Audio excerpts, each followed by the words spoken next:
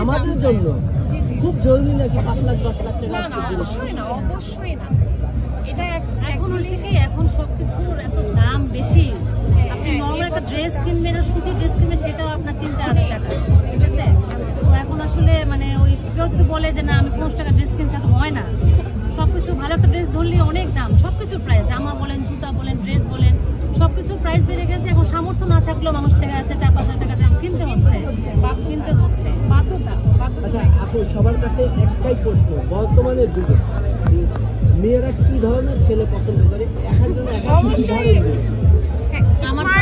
আমার তো বিয়ে হয়ে গেছে, আমি বলবো যে সবচেয়ে বেশি চরিত্রবান, ক্যারেক্টার ভালো থাকবে আর আন্ডারস্ট্যান্ডিং হবে, এরকম ছেলে মানুষ পছন্দ করে।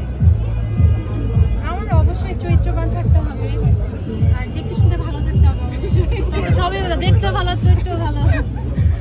না, একটা ব্যক্তি মতামত বলতেই পারে, কেউ কারো প্রশ্নের আনসার না দিলে। আপু বলেন। এই তো আমার এইটাই। আপুর কাছে আমার তো অলরেডি হাজবেন্ড আছে। না আমি সাজেশন চাই মেয়েদের পছন্দ।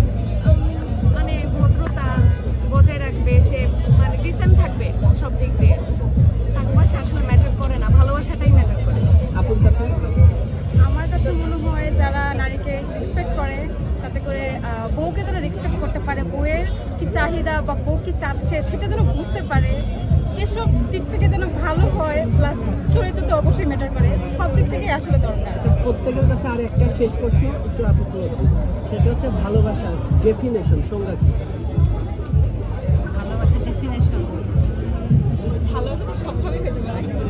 আমার কাছে পার্সোনালি মনে হয় ভালোবাসার ডেফিনেশন হচ্ছে সম্মান, সম্মানের আন্ডারস্ট্যান্ডিং।